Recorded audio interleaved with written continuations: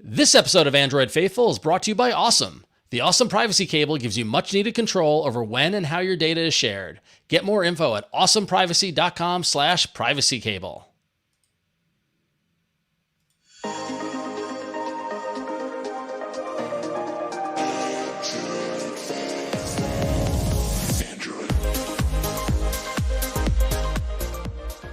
Welcome to Android Faithful, your weekly source for the latest news, hardware, and apps in the wide, foldable, flippable, and occasionally private world of Android. I'm Huyen Tue Dao.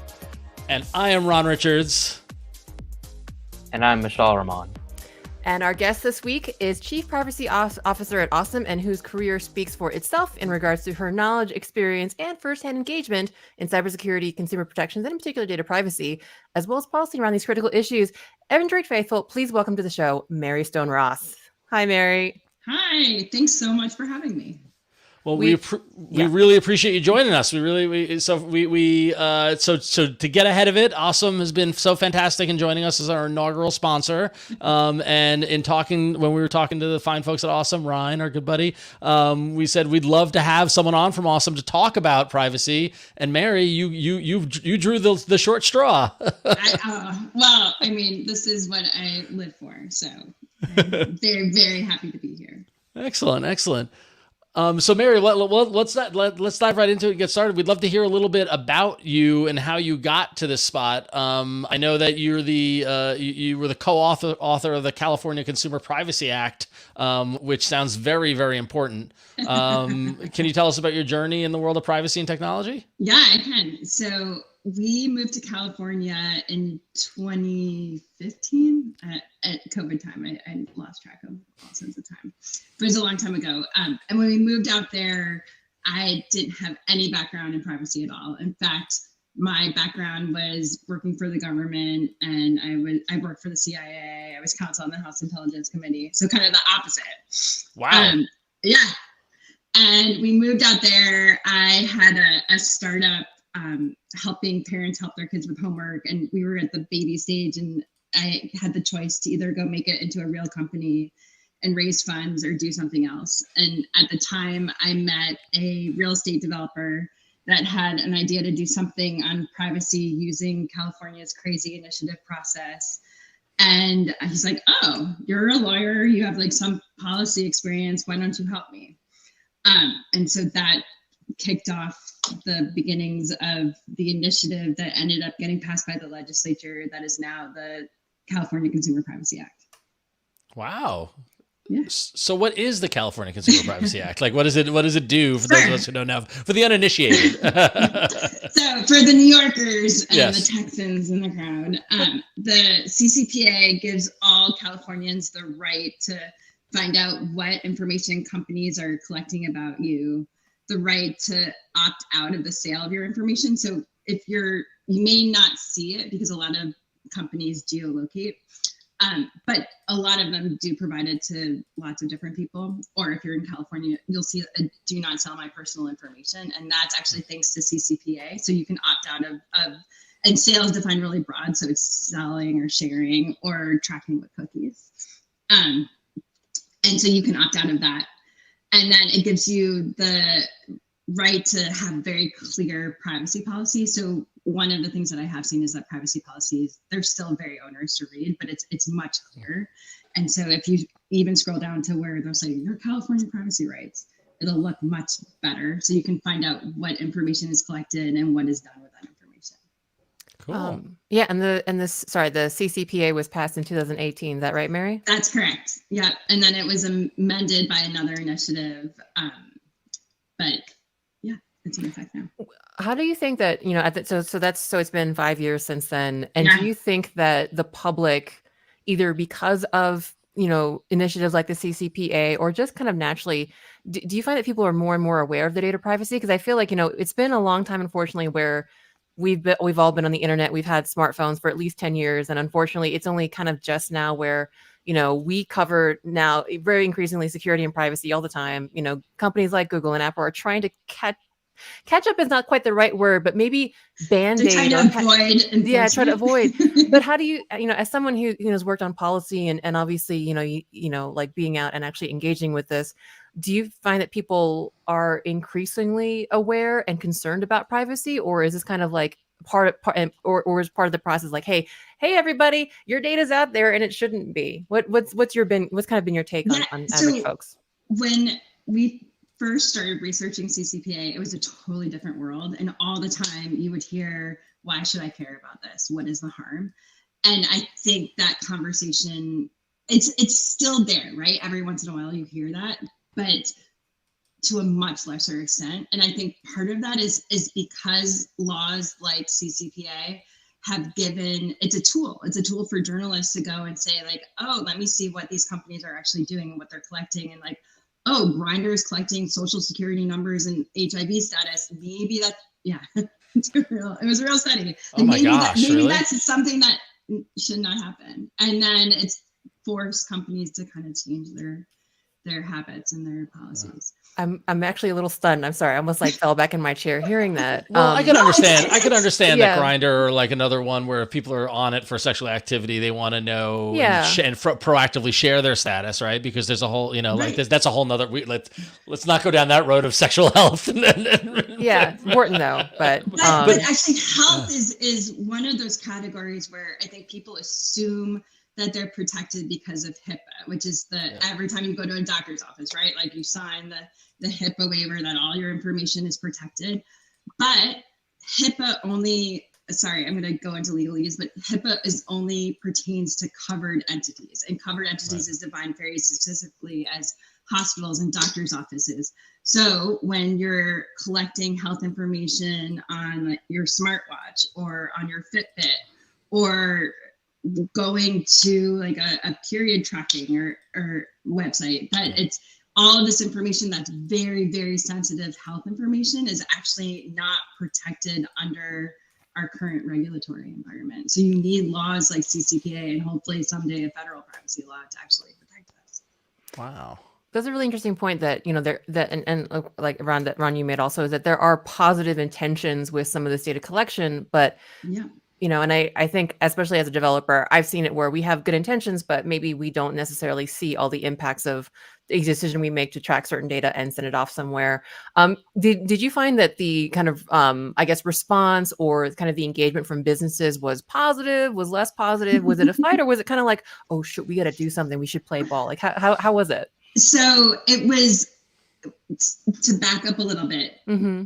the CCPA was going to be an initiative on the ballot in 2018. And California has this very powerful process where it theoretically, I'm saying theoretically because it's really expensive, any citizen can collect enough signatures and get their law on the ballot.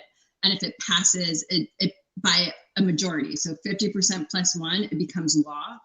And then the only way to change it is through another initiative, which is, it's really a difficult thing to change it if that happens. The original version of the CCPA went much further. The initiative version went much further than what was passed by the legislature, including the enforcement provision, which gave anyone whose rights were violated by a private company under the CCPA the right to go sue that company. So if you asked them to stop selling your personal information and they didn't, you could go sue them. That was an existential threat to Google, Apple, Verizon, like the big Comcast, like they were all against us. So in 2017, when we put it on the ballot, they formed a political action committee to oppose us. At the beginning, it was just like $100,000 to pay to play. And then Cambridge Analytica happened. And a moment in time, right? Yeah. We're like, thank you, Facebook. Like you. This is crazy. One of the few people who are happy about Cambridge Analytica. Oh gosh, but it was like, again, going back to the point I made before, that the conversation was around why should I care? Like this explained our point. Like you do a Facebook personality test to see if you're more like an apple than an orange, and all of a sudden that data and whatever other data is underneath it is used to send you political ads and manipulate you. And so it proved our point. Wow.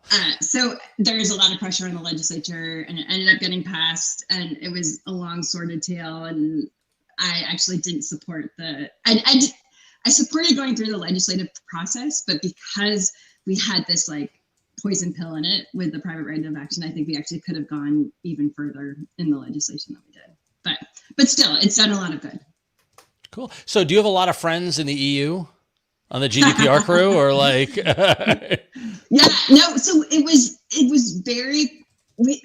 I can't say that we weren't influenced by GDPR, but it just so happened that GDPR went into effect right when all of this was happening. It was really coincidental. So it was, and we were really sensitive, especially in California. There's like the sense of, oh, like European technology sucks and they don't do anything and they're not creative. So we purposefully wanted to stay away from copying GDPR because because it was going to be a political campaign, we didn't want that to be one of the ads against us, that you're going to kill the California economy and kill the internet, and you won't be able to order toilet paper on Amazon anymore. Right. Which is the concern with this sort of stuff, is like, but as someone who just went through a GDPR-ification of a website, it was not fun. So like, yeah, and at least we had the California privacy stuff in place before that. So we had taken one step closer from there. But so how do you go from working on that to joining the cool folks at OSOM? Awesome. So I had, once I delved so deeply into privacy, I truly believe in privacy. And I also believe in technology, that it's, I mean, like, as someone who actually got toilet paper from Amazon today, like I couldn't live without it. And I also saw, though, we had this like golden moment of time where the tech companies, they still were actually not spending that much on lobbying. I don't think they were very concerned about the regulatory process. Since then, the regulation has become so broken. So we're passing very weak data privacy laws. There's no federal legislation.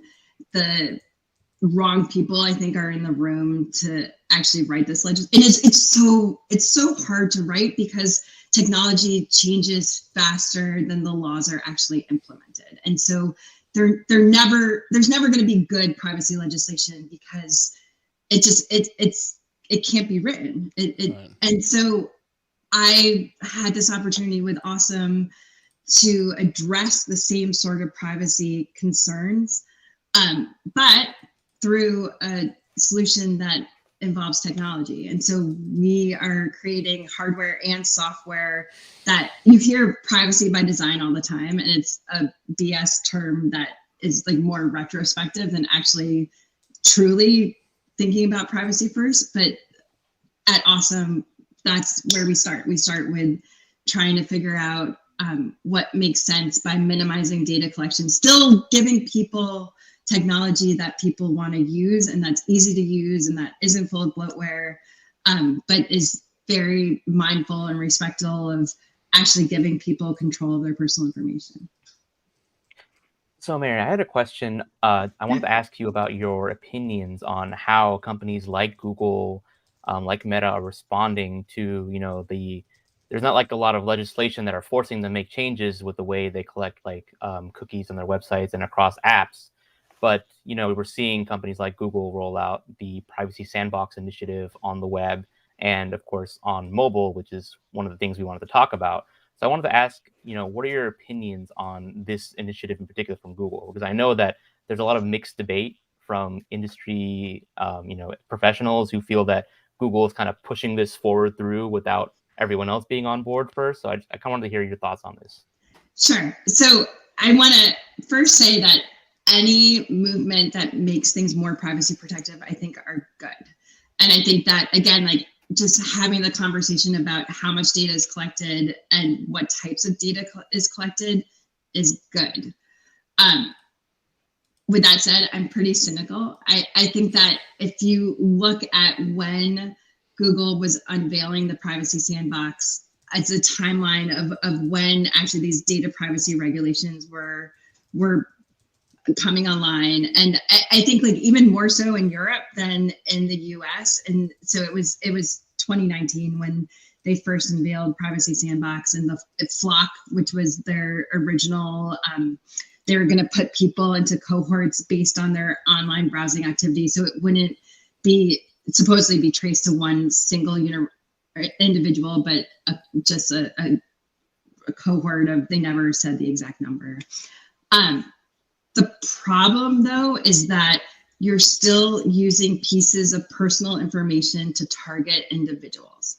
And again, the power to target is the power to discriminate. So we go back to the original question of what is the harm here? And so even though these flocks, and now they're changing the name of it, but it's still like somewhat similar to what it was before, Google is still allowed to target individuals and still allowing their advertisers. Like that's where the money comes from, right? Like it's their business model. They can't not do that. And so when that's your business model, there's no incentive to change it.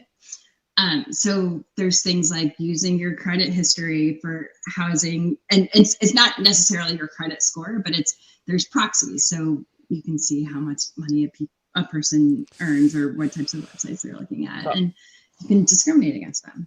That's brutal. So just to follow up on that, what, in your opinion, would a universe where advertisers and identifiers can coexist with privacy, like what would that look like if it's not Google's vision? Right. So, I mean, in my ideal universe, I would get rid of targeted advertising. That you go back to the model where everybody's watching CBS or ABC or whatever television network you're watching, but everybody is seeing the same advertisement. And so you're still seeing ads. Ads by their nature are manipulative. They're trying to get you to do something, but it's not targeted to you as a basic of a demographic and a location. To play devil's advocate, though, as someone who's received targeted ads on Instagram, which I'm pretty sure because Instagram listens to my conversations. I don't know, but it's that's improvement. Yeah. But what I'm saying is that like I get ads that I like to see and that I've actually purchased because they're targeted to me. So how do you balance, the technology has enabled us to customize ads based on their interest. Isn't there a world where that is pro-consumer or? But I think that's your personal preference, right? And so that is a model where what it should be is that you can opt into it. So the default would be that you choose and to see those personal ads, and maybe you don't, but they don't even need that much personal information, right? Like you can say the categories of interest that you tell them, like not that they're following you around the internet and discerning from whatever website you're going to or what IP address you're logging in from that you might be interested in. And you make that decision, not Google or who's ever feeding you those advertisements. So I agree, like sometimes it's helpful, but it shouldn't be the Wizard of Oz behind the screen that's pulling those strings. I will say, Clinton in our chat room said, I usually get targeted ads for stuff I already bought, which I like 60% of what I see is stuff I've already bought. Like, I wish I could just be like, I bought that. You did it already. So, and you see what your kids are looking for online. Yeah, well, thankfully I'm not there yet, but I'm very afraid of that. But anyway, Huyen, yours. Yeah, I mean, to back up, just talk about the Privacy Sandbox real quick. So there was a slight story last couple weeks from the developer blog about, this developer sandbox, which is basically kind of a suite of tools that Google has announced to kind of address, the previous, and they called themselves out for blunt approaches. And traditionally, Google and other, folks that make money off of ads will use tools such as the ad ID, which is basically a device, specific identifier that they can use to track your behavior across apps and websites. And so I'm feeling very cynical as I'm describing this, so please acknowledge that while I'm describing what the Privacy Sandbox is. But there's a lot of talk on, the developer, website and like kind of product websites about how, free content is super important on the internet, y'all, but free content is supported by ads. So and so I think it's so interesting to see that framing in so many different places in this blog post, in, kind of saying, well, this is really great because the idea is that they want to basically wind down usage of, again, the Google Advertising ID, which does identify you by your device and tracks, your data, your activity across apps and websites, and sends it out there, to kind of something which, honestly, as I'm reading this, is just extremely hard to understand. I'm not very good on the ad tech side, but it almost feels like making you feel safer through obfuscation and confusion rather than anything else. But the idea is that the activity, as Mary mentioned, advertisers can target cohorts, they think they call them custom audiences, basically groups of people that have certain characteristics or behaviors in common. Like, hey, like the example they gave is like, hey, you left a bunch of stuff in your shopping cart, or hey, you completed this many levels of a game. And to target those audiences without, I guess, the advertiser themselves, saying, hey, you device XYZ, you device PXY are part of this cohort. All the data about you or what custom audiences you're in or cohorts you're in is kept locally on the phone. But someone still knows that, and someone's still tracking that. And it's still, as I mentioned, again, not my field, ad tech, but at the same time, it's still a very obfuscated, just trust us because we're Google, and there's still a lot of kind of like confusion around it. But that's what Google is working on, and they're testing these different kind of solutions to try to alleviate this. And I want to go back to the first point you made, that they keep on saying like, oh, like this, it's the free model that we're all dependent upon. And that's the fallacy in the argument, is that, yes, like that's, I think, what was the boom to all these companies and what made them so big and what they are today. But I don't know that it all has to be free, and that we have to pay by giving away very sensitive and personal pieces of information. And I think that you have some models that are proving that people actually are, if the product is good, people are willing to pay for it. So for example, Strava, like people are willing to pay for it. Or we were just hiking in Idaho, and all trails, like I pay for my subscription, and I would probably pay more for it because it's an awesome product. And so that's the fallacy right there, but it's also what Google and Facebook are dependent upon, because their model is ad-supported revenue. And it's interesting to see how much that the money side of it drives the conversation. I mean, like I often say this, I've said this for years, and podcasting about Android and technology, is that like the vision of what technology can give us often runs straight into that wall of capitalism, right? And shareholder value, and ultimately greed, right? Which and like we like to think that we, so much of the world of technology comes from a noble place, and we want a better society and things like that. But ultimately, the things that are really driving are the people who are driving shareholder value, which is why like an organization like Mozilla or whomever out there you see struggle, because they're trying to do, kind of what they see as what is good for all of the internet. And so like, it's interesting, you being an OSOM, to see kind of at a company that's taking that position in terms of how privacy is important, and to try to merge that vision with a proper way to approach it with, walking the walk, but also being a substantial business. Yeah. So, and look, like, I mean, it will definitely be a struggle. We are taking on the biggest players, but I think that there is a market for it, and I think that we're doing it the right way. Right on. Well, cool. Well, we appreciate, I mean, this is great. We've been wanting to hear from somebody who knows privacy, and like you wrote the law. So that's great to have it. So we want to thank you for that. And you're going to hang out with us as we talk through the week's stuff. So curious to hear what you think of the various comings and goings in Android. But so we'll dive right into the news, and Mishaal, you got the first story here for us. That's right, Ron. And this is going to be a quick one because, we want to get through the rest of the news. But basically, Google published a blog post that covers some of the changes that have been going on with ART, or the Android runtime, which is literally the engine that powers, apps, the OS on your device. So as Google explains, like all Java and Kotlin code is eventually compiled down into bytecode that's executed by the Android runtime on your device. And ART updates are provided through Google Play System Updates. In other words, they're literally pushed through Google Play.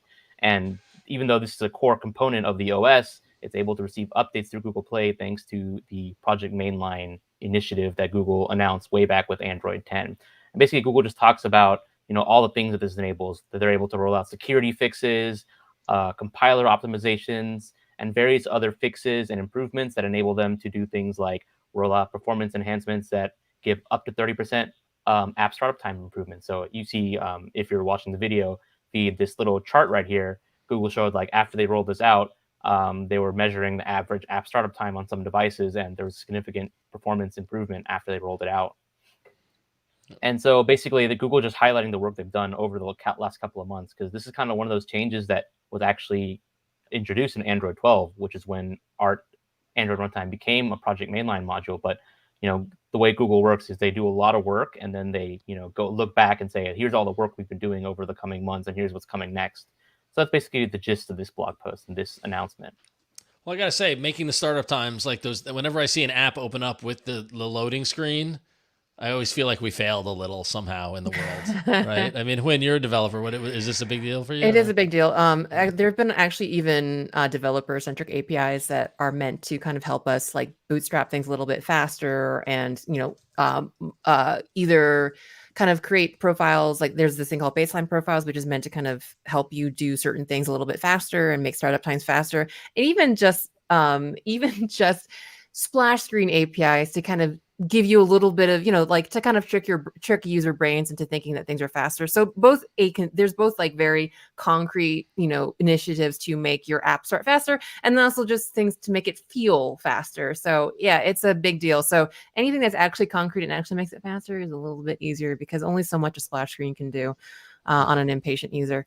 As an impatient user myself, I empathize. So no hate there. Mary, how's your user patience? Are you patient with apps? Or are you impatient? No. I have zero patience. Demand better from us, please. Fair enough. All right, cool. Well, thanks for the rundown there, Mishaal. And every week we go out to our loyal patrons over at patreon.com/AndroidFaithful to help us out with some of the news, because we can't talk about everything. And if you go to patreon.com/AndroidFaithful, sign up to become a patron.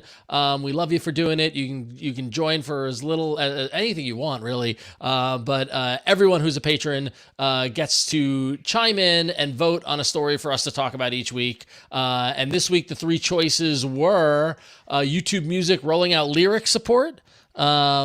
Snapdragon 8 Gen 3 was allegedly spotted. Both of those got 20% of the vote. But the winner this week with 61% of the vote, which did not surprise me, and as an Outlook user, I was happy to see Google Calendar is finally playing nice with Outlook. And if you live in both sandboxes of the world, Google and Outlook, you know that it's 2023 and it's a pain in the butt. Mary, are you on Outlook or on Google at all? No, that's what I was laughing. I had to use Outlook once, and it was not a very nice experience. So I, for my day job, use Outlook, and it is, and you're raising your hand there? Yeah. Mm-hmm. So even just getting Google Calendar set up to share my calendar with my wife on Google Calendar so she can see when I'm available took like a week to figure out. It was brutal. Yeah, I know, but I didn't put a lot of time into it, but still. But anyway, so now, thankfully, Google Calendar now will display the name and roles of Microsoft Outlook users who invite Google Calendar users to meetings. This is going to roll out gradually to all the Google Workspaces and personal Gmail accounts starting. It started last week, actually, so it started rolling out there. And this goes along with some new features that they added, including specifying a work location, integrating appointment scheduling into Gmail, and of course, Material You in the Google Calendar widgets for Android. So I gotta say, it's nice to see them. Like, it's so funny. There's so many different areas of Google and Android and things like that. And sometimes you wonder if the product, like, do they forget about this? Are they doing anything here? So it's not in Google Calendar. They were just trying to push people into Google Calendar. Yeah, exactly. And Google Calendar is such an integral part. I mean, calendaring in business is such an integral part of everything. And so it's great, Lord knows, being on both sides of the fence, having all my side hustle businesses in Google and my day job being in Outlook, it just sometimes be maddening. And even I getting an ICS and importing it never works. Oh my gosh. It's brutal. It's painful. Sorry. So I was glad to see that. In the wrong time zone. Yeah. Oh God, the time zones. And Outlook Outlook will automatically adjust your time zone and not tell you. And so I'm getting meeting invites. And I think when I'm in California, I'm like, right? When you Sorry, get it. for the audio listeners, Win is just making a lot of eyes, like angry eyes right now at everything I'm saying. Yeah. So it was definitely a welcome change for sure. So, all right, cool. Well, we are going to pause for a moment and we are going to thank our awesome sponsor, of which Mary is a part of, OSOM Products, and you spell that for our audio listeners, OSOM. And OSOM Products are the fine people who make the awesome privacy cable. And it gives you much needed control over when and how your data is shared. And what it is it's basically it's a USB cable, and it's an ingenious USB cable. It's got a built-in switch to enable or disable USB data, and it's got an awesome LED light that flashes when data might be detected. And what that does is that gives you control. The switch gives you the final say as to when data is actually transferred from your device with the security of an air gap. So whether you're worried about public chargers or you want to stop a connection when plugging into a car or a friend's laptop, no matter what, you are in charge. Especially if you hop into an Uber and you want to charge up your phone, you don't want that Uber driver possibly to be getting your data. You want to lock that data down. And listen, software is fantastic, but what we've learned over life is that hardware can be better than software. Some phones and tablets claim to block USB data through software, and so all software systems might have vulnerabilities. And some Android devices can allow data in certain circumstances, even when it claims to be disabled. But the privacy cable blocks all USB data when the switch is set to disabled. And best of all, and this is my favorite thing, and I got to grab it because it's over here. The cable is durable. All right. I love this cable. I love hardware design, and I love what the folks at OSOM have done with this. This cable has got that awesome nylon woven kind of wrapper around it. It looks really nice. It's a braided nylon sleeve, and it's got anodized aluminum end caps, right, to keep your data protected with that lovely USB hookup there. So from all the scrapes and dings of travel to the grind of daily life, it's totally built to last, and it shows. So very, very cool, and I definitely respect the product design over at OSOM for sure. So the switch enables and disables the USB data pins. The LED light flashes when data may be detected as being transmitted. It's got USB Type-C to Type-C. It supports USB power delivery up to 60 watts, up to 20 volts and 3 amps, and USB 2.0 data speeds. And best of all, you can get it for the low price of $30 on Amazon.com. That's right, just for $30 on Amazon, you can have the awesome privacy data cable.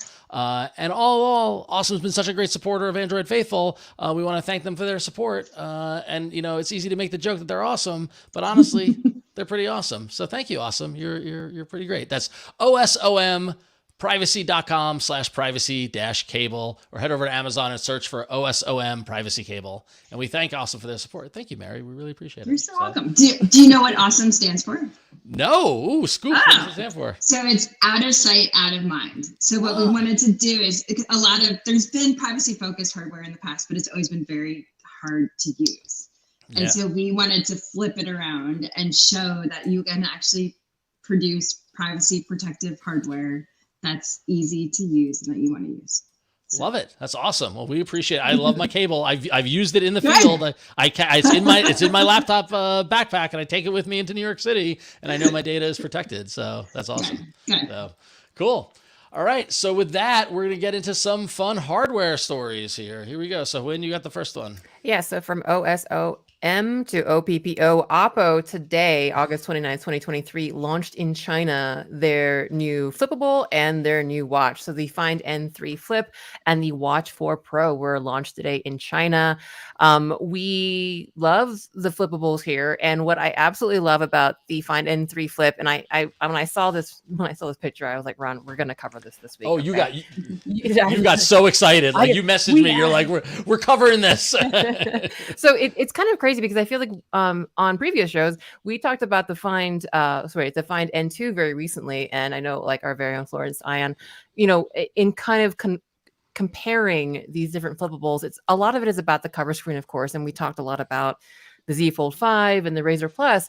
But what was kind of delightful about the Find N2 was this portrait, you know, very tall cover screen, which Flo noted looked very much like a smartphone. So it's almost like a kind of like a tiny mirror of your inner screen on your outer screen. Well, if you're not able to see it on the audio stream, on the audio only, I encourage you to go Google this or search it or Bing, whatever you feel like. You look for it Bing. because Come on, Huyen. Bing. Bing. I don't know. We got it.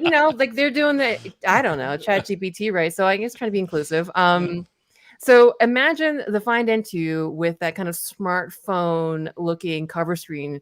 And next to it, rather than that kind of, I think it was like 2 or 3, simple lenses on the outside.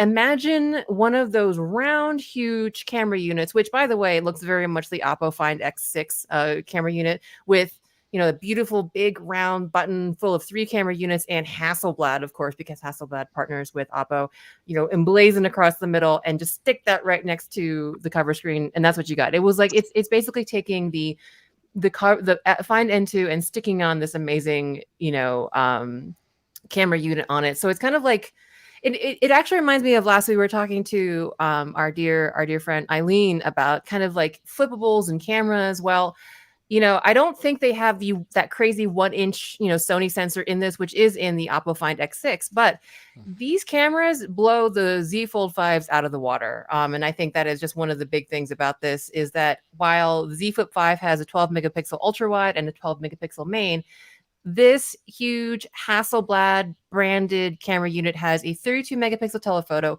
a 48 megapixel ultra wide, and a 50 megapixel main. And, just throw in a 32 megapixel front facing for that. You want other specs? You want other specs as well? Well, you've got a MediaTek Dimensity 9000 Plus. You've got 12 gigabytes of RAM, and you got between 956 gigabytes and 512 gigabytes of storage. And those are, will translate to dollars about approximately 932 to 1042 USD for those 2 models, which is affordable. Which is affordable. Definitely affordable. I mean, for amazing cameras. I think also that it has a 4400 milliamp battery with honestly, there's not a lot of specs. I think right now the specs are all in the Chinese release. And I mean, I talk about it, but this might very well be a phone that we can't get in the US. We'll see. They are announcing a global launch very soon.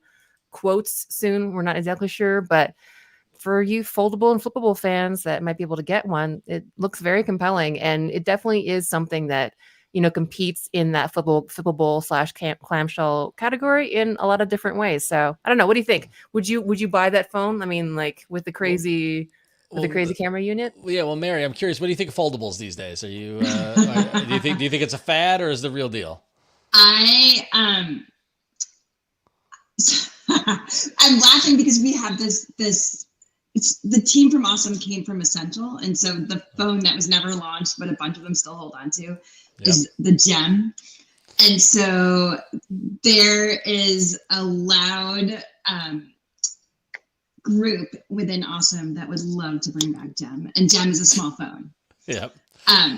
So I hope there's a market there because I've seen Gem and it's really fun. I mean, it's hard to argue the foldables changing the world. And I'm small phones. We've talked about small phones on our old show. I love the idea of that. So I mean, I think all different form factors, we're pro that because variety is the spice of life, and we get bored with just the same old candy bar. Well, as someone that I'm not a fan of the big purse, I carry like a really small one. I would be all for a good foldable. Yeah. Cool. All right. Well, let's switch gears over to gaming. Mishaal, what do you got here? So Qualcomm last week actually announced a new trio of chipsets, the successor to its Snapdragon G3X processor that was debuted in the Razer Edge device. So for those of you who aren't familiar, the Razer Edge is a portable handheld gaming console that was launched on Verizon exclusively, the 5G version. And it was quite pricey at launch, and people were kind of skeptical on whether or not this is actually going to be the future of gaming. But Qualcomm is pushing forward, and they've debuted 3 new chipsets in their G3 line. Sorry, their G line. They have the G1, the G2, and the G3X Gen 2. I know Qualcomm's naming is kind of confusing, but the specs here aren't really what's important. You do have the G1, which is like the lower end processor. You have the G2, which brings 5G support, and you have the G3X Gen 2, which is more powerful than the Gen 1 by up to 2x in GPU performance. But the reason I linked this Verge article in lieu of the press release from Qualcomm is, I think it does a good job exploring really the context behind this device, what it means for Qualcomm, and like whether or not it's actually worth looking forward to in the future. So one of the things they brought up was quite interesting. They had an interview with the product manager. They talked about how Qualcomm is kind of looking beyond Android and even beyond Windows, potentially maybe launching something akin to like Linux with a compatibility layer. So if you're familiar with the Steam Deck, that device doesn't run Windows, it runs Linux with a compatibility layer to get many games working on it. And so maybe Qualcomm's exploring that avenue, or maybe they are just, hoping that Android devices pick up in the future. Right now, in my experience, there aren't that many very demanding Android games out there. You have Fortnite, you have Genshin Impact, War Thunder. Sorry, I think it's called War Thunder just launched. And that game, for example, supports ray tracing on mobile on the Snapdragon 8 Gen 2. But in my experience, it barely made a difference when I toggled it on and off.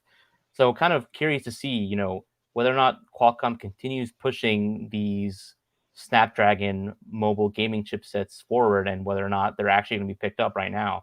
There was one great point brought up in the Verge article. People kind of thought, what is Qualcomm doing with their VR chipsets, right? They've been making them for years and years and years, and then all of a sudden, you started seeing them end up in Meta's Quest headsets, and those are wildly successful.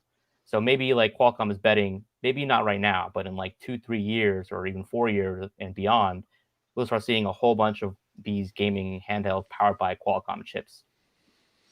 And I mean, this is interesting because it's a huge, that entertainment vertical is a huge opportunity if you get it right. And gamers and like my friends who have Steam Decks love their Steam Decks, and they're right to be thinking in that direction. And doesn't Qualcomm have an event coming up in October, like their big Snapdragon kind of thing? So like, I feel like this is seeding the conversation ahead of that, right? As we learn more about what Snapdragon can do from the Qualcomm folks. So, I don't have time to play games. So that's just me personally. So, cool. All right. Well, moving on to our last hardware story. I love when this happens in the world. It's been a while since we've had it, but all the internet was a tizzy when Asus reportedly shut down the ZenFone division and said that the ZenFone 10 would be the last phone in the line. As you can see here, if you're watching on the video, as the article was updated to reflect the fact that this was not true. And I feel for all my friends who work in PR and corporate PR, as if you go to the Asus Press website, they have a statement that says, the Asus ZenFone 10 to continue production. We would like to address the rumor that the Asus ZenFone 10 will be the last generation of the series and the ZenFone product line will be shut down. This is not true. Period. Good for them in being direct and to the point. They say, we will continue our two main phone business product lines, the ROG or ROG phone and the ZenFone.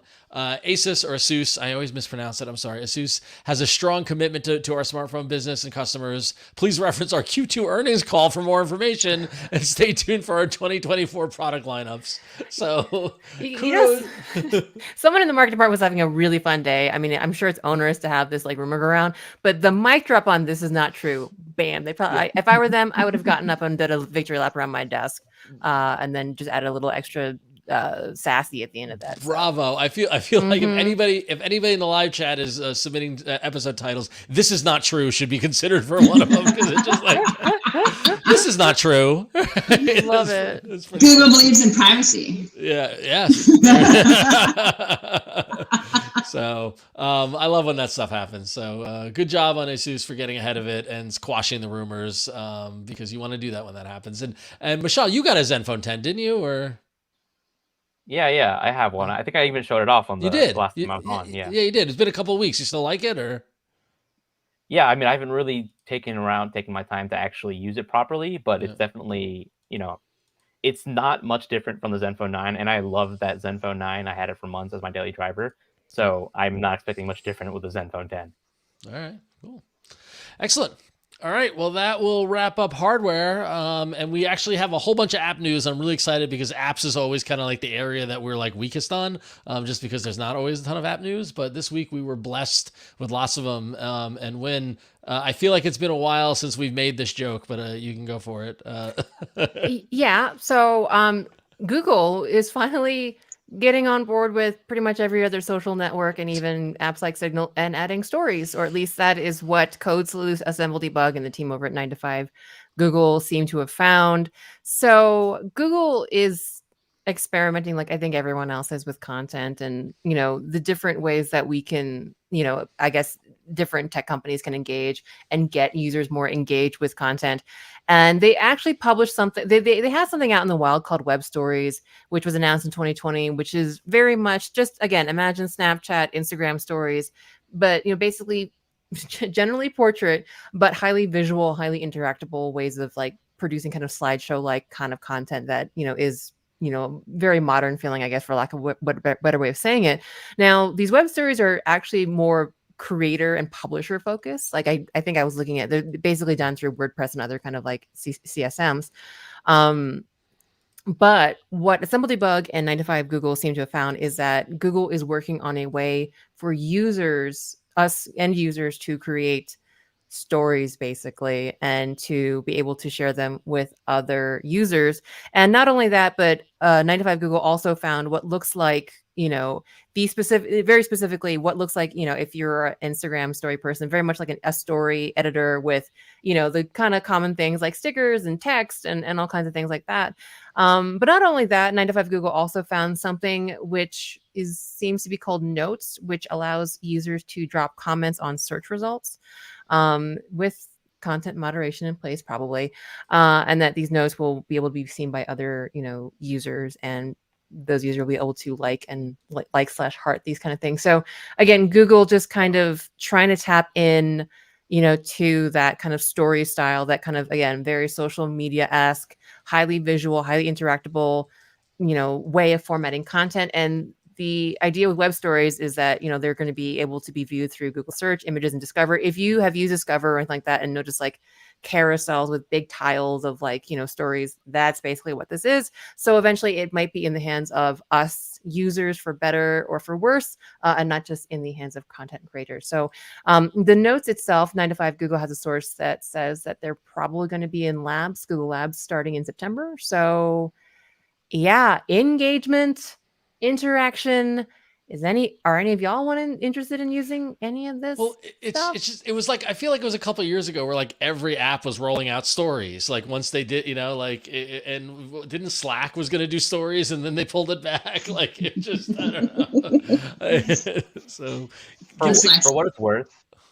Oh, sorry. Were you going to go, Mary? No, I was just going to make a joke. The Zoom story is you're on mute. I don't know if any of y'all have seen the existing stories show up in like the Google Discover feed, but the ones that are there already are really low quality. So I'm hoping that, more high quality, more tier 1 publishers and like the ones we're all familiar with start picking up and start making stories, so that we don't have, the AI generated articles just turning whatever, thing they plagiarize into stories. It's already a problem in the Google Discover feed. I don't know if you've been going through those articles. It's just not interesting to me. I mean, I'll be frank, it just hasn't been that interesting to me. That I don't know. It just hasn't grabbed me. And I don't think I use Google search results in Discover in the way that I use Instagram stories. So it just kind of feels like there's a disjoint there. It doesn't kind of fit how I personally use it. Search results are so transactional. Like you search for something and you want to get it back. You want to get that information. And honestly, I find stories to be distracting in this way. In the same way that I have the AI, the generative AI Google Labs thing turned on in my search results, and that's immensely distracting because it's just keeping me from getting from the search results. So like, I feel like search isn't something that you want to add stuff with. So, just get to the point, please. Kind of. Yeah, exactly. But that's what it's the distracting effect of it. When you pulled up the article and they were reeling through the examples of it, it's not pleasant to look at, and it doesn't get to the answer you want to get. Exactly. Just a quick note on the generative AI thing. I still laugh every time this is a little funny, but I still Google search for M dash just to copy that because I use that all the time. But now, like, I wonder how much processing power I've wasted on Google for generating the AI response. It's giving the history of the M dash. Is it like? That's funny.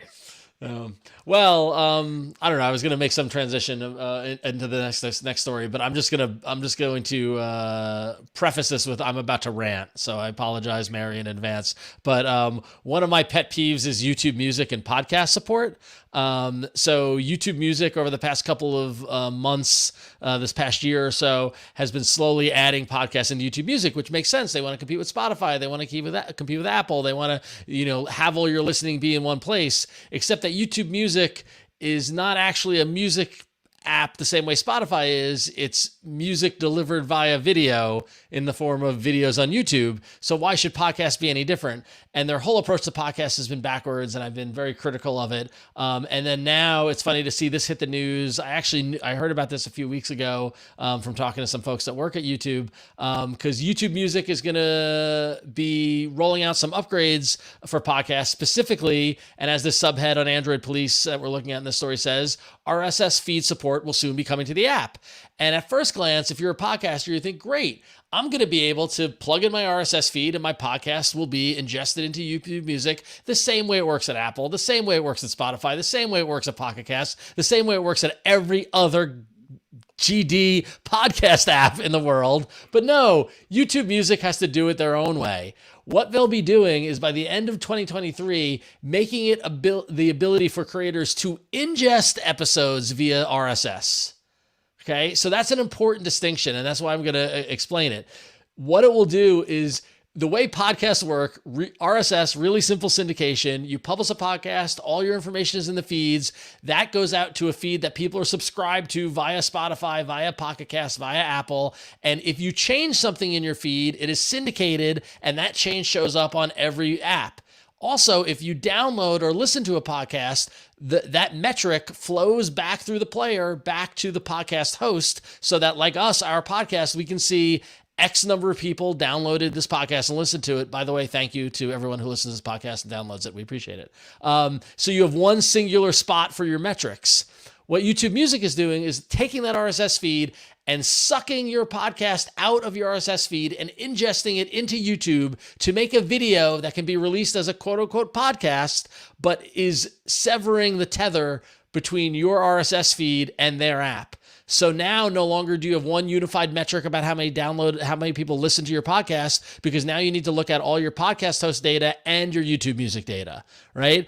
If you make a change to your show notes or to your title, it won't get picked up on YouTube because they're not subscribed to the RSS feed. They just ingested that data once. You have to go back and manually change it. This is like infuriates me. And now, Mary, I know you think I'm a crazy person, but infuriates me so much because it's YouTube manipulating and mangling what it means to be a podcast purely to get more video inventory on their platform, ultimately to sell ads. And it just bothers me so much. So I'm sorry, that was my rant there about YouTube Music. I don't think you're a crazy person. Okay, good. I'm glad. Thank you, Mary. I appreciate it. But yeah, it is just so frustrating that, and this news rolled out at the Podcast Movement conference that happened last week. So all it is the way to add video up to your account, and it's not true podcasting. And it just, as a loyal podcaster of almost 20 years now, this just pisses me off. So I know. It's just still this weird thing that they're trying to make YouTube Music a thing. Stop trying to make YouTube Music a thing, and in ways that, from the name of the product, just seem a little bit odd. So it just, I was really excited when this article popped up, because I was really, honestly, I was looking forward to the rant, Ron. So thank you for the Ron rant this week. I hope it delivered. It's just, listen, I'm passionate about podcasting. I mean, we're here every week, yeah. Right? Like we're talking about it. And I want it to work, and I want it to be good, because I use YouTube Music. It's my music platform. I want my podcast to be on there. And the way they're doing it, it's podcaster. What's the word I'm looking for? Aggressive is too harsh. It's like, it's I don't know. It's hostile. That's the word I'm looking for. Podcasts are hostile. Like, why? The metrics alone, the podcast industry is, millions. I don't know if it's billions yet, but maybe billions. Let's say billions of dollars of advertising revenue flows through podcasting and has flowed through podcasting, and it's all dependent on metrics. The IAB and podcasters and networks and apps have worked for years to set the standard, so we can say this is a download, this is a listen, and YouTube is just throwing it out the window because it doesn't suit their needs, and it just pisses me off. I don't know. And they can because it's Google. Exactly. But hey, at least they don't get any personal identifiable I was just about to information. say, you're playing in the privacy sandbox. So Yeah, exactly. So I don't know. YouTube Music, I will, until they get it right, I will continue to rail against them. I'm sorry. And I like people who work at YouTube. They're great. I've heard the product manager speak and talk about their vision and all this sort of stuff. I just don't agree with it. So, oh well. Anyway, all right, cool. Run along. Let's get through our last couple of bits here so we can let Mary get back to her family. But when you got the next one? I do. Oh no, Mishaal. Sorry, Mishaal, you're up. Yep. My bad. Yeah, so this is basically a follow-up to a controversy that happened earlier this year, where users discovered that on their Samsung devices, when they went to settings and storage, that what was reported as being the OS or system files was in the tens of gigabytes. So, for example, if you had like an S23 Ultra, some users were finding out that system was taking up like 60 gigabytes, and users were outraged, like, why is the OS 60 gigabytes in size? Why is there so much bloatware? Why can't we use up all this storage? So there was just like a lot of controversy and a lot of backlash against Samsung and other brands for what they thought was bloatware, but in actuality, it's kind of like a misunderstanding and kind of two-prong, users misunderstanding what was going on, and also the OS kind of badly representing what was actually going on behind the scenes. So in One UI 6, it looks like Samsung's going to be fixing this by changing how it calculates what comprises the system file. So previously, the issue stemmed from basically, if you're familiar with any PC, you buy a 1 terabyte hard drive, right? You expect to be 1 terabyte, like clean 00 numbers. But when you insert it into your PC, you find out that, you actually are missing several gigabytes of that storage. And the reason is because the way they market the storage is different than the actual storage capacity that the OS, sees. And that's because of the way that computers work. Computers run on a base 2 system versus the marketing uses a base 10 system. And when you do that conversion, you end up losing, quote, losing some capacity. You're not actually losing anything. Like, it's not actually physically you're losing space. It's just a difference in the way it's advertised versus the OS sees it. And that's what was happening with Android. And because of, Android lumping that all in system, it was causing some confusion. So basically, Samsung's clearing that up by saying, hey, no, this is not actually all system files. This is just, here's what the actual OS takes up. And then for the rest of it, we'll just put it up in other. All right. I know that can be incredibly frustrating to not truly see that, especially when it comes to bloatware. And Samsung is guilty of that big time, right? I mean, when you got your new Samsung phone, right? You've been playing with it a ton? No, the Pixel Fold has been taking over, but that is definitely the ritual with new Samsung's phone, is to disable as much bloatware as uninstall / disable as much bloatware as possible. Yeah. Cool. All right. Well, that's going to wrap it up for the news. And real quickly, we want to tap into you, the listener, in our community, because we love it when you all write in. I want to remind everybody, you can email us by emailing at contact@androidfaithful.com. We want to hear what you think about everything we're talking about. And I'm happy to report that Chuck in Thousand Oaks did write in this week. And Wynn, you've got the first email. Yeah. So hi again, Chuck. So Chuck writes this. It was interesting what your listener thought was good service from Google. Here is what I consider good service. My daughter had an out-of-warranty Note 10 on Verizon. She had the extended warranty policy through Verizon. She dropped her phone and totally shattered the screen. And as you know, those curved Note screens are very expensive to replace, $200 at least.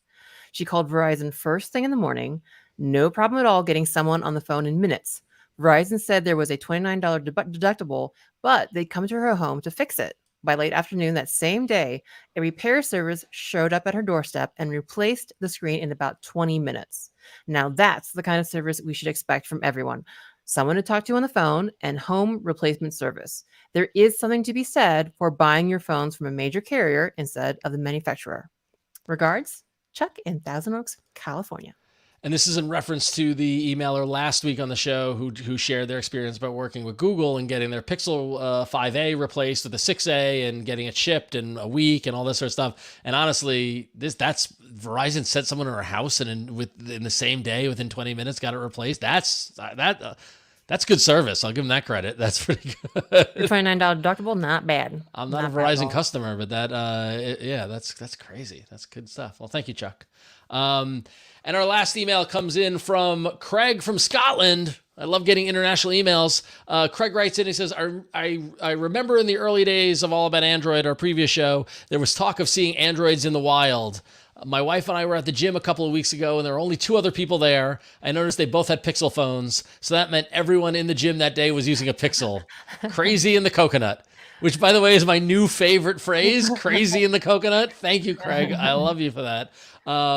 Cheers, says Craig. And thank you, Craig, for writing in. Yes, indeed. We love getting reports of Android in the wild. Back in the day, it was the Samsung Galaxy Note. That was our first, has anybody actually seen anybody on the subway with that? That's always my litmus test. When foldables are coming out, I was like, great, is there anybody out in the wild actually using foldables or not? And sure enough, there were, which is pretty cool. So, all right, and that will wrap up our show. Reminder, you can email us at contact@AndroidFaithful. We want to hear from you. Please write in. We're not getting as many emails as we were earlier in the summer, so get to your email clients and start asking your questions or share your stories. We appreciate it. All right, well, that's going to wrap us up. Mary, thank you so much for joining us. We really appreciate you sitting through our Android nonsense. So. I had a great time. Thank you. So everybody can find what you do over at OSOM Privacy. That's OSOMprivacy.com. Definitely check it out. We thank them for the support of the show. And Mary, we thank you so much for joining us this week. Thanks for having me. Excellent. All right, cool. Mishaal, you wanna plug to the people? Yeah, thanks. So, as I mentioned last time I was on, I started up a Patreon of my own. So for those of you who want to support my Android reporting on the web, if you want to see me continue to do all that stuff, mostly on social media, you want to see some exclusive scoops that I post on occasion on my Patreon, feel free to go to patreon.com/MishaalRahman. It's, minimum $3 a month if you can spare it. Also, of course, you should subscribe to the show so you can support this show as well. But if you can spare also some to support me, I'd appreciate it. Thank you. Awesome. Well, thank you, Mishaal. It's good to have you back. We missed you.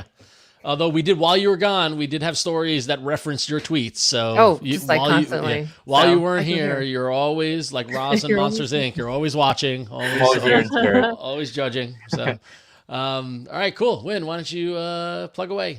Yeah, so I'm an Android developer. That is my day job. You can find things about my day job and other side hustles that I do at my website, randomlytyping.com. If you're interested in my technical talks about Android stuff, there's the talks, links to videos and code there. And if you are a social media type person, you can generally find me at Code Monkey in places. And if that person isn't me, let me know. I just need to know. I need to squat the screen name wherever I can. Oh, and by the way, I got it's not on my Watch 6 Classic. So I'm going to give it a shot. And maybe if y'all are interested in knowing what the Watch 6 Classic is like, especially as someone who doesn't often use a smartwatch, let me know. Write in and let me know. Maybe I can do a little review or something of it. So yeah, anyway. we're going to hold you to that one. You should. So. Only if you write in and ask for it. Just kidding. All right, cool. And lastly, I can be found on the internet at RonXO, whether it's X or Twitter, whatever. I don't know. Yeah. Facebook, Instagram, TikTok. I think TikTok, I'm the RonXO, but I never post on TikTok, so don't even go looking for me there. I'm on Threads. I'm on Instagram. Instagram, I'm most active on. You can find me here. Always love to hear from everybody. Really appreciate it. And additionally, as Mishaal said, we want to remind everybody and thank everybody for supporting us on Patreon. Go to patreon.com/AndroidFaithful. There you can sign up for as low as $5 a month, where you get access to pick a story for us to talk about on the show, get access to our Discord. For $10 a month, you get all that, plus an ad-free version of this podcast. And then, of course, for $20 a month, you get all that, plus an exclusive t-shirt, which a couple of people have ordered, which is pretty exciting. And I do want to remind everyone, we do have a crazy level for $500 a month. You can come on the show. help us do the show. That's all. No one's done it yet. I'm shocked. But we'll see if someone does, because that's a fun thing. So thank you. Go to patreon.com/AndroidFaithful, and we thank everyone for their support. And we thank you for listening to the show. You are the reason why we do it, the Android community. We love you. But that's going to wrap us up for this week. We hope you enjoyed it. This podcast publishes every Tuesday night. And you can go to androidfaithful.com, where you can find subscribe links, as well as links to all of our social media, etc. And of course, as I mentioned, you can email us at contact@androidfaithful.com. And that's going to wrap it up for this week. We'll see you next time on Android Faithful.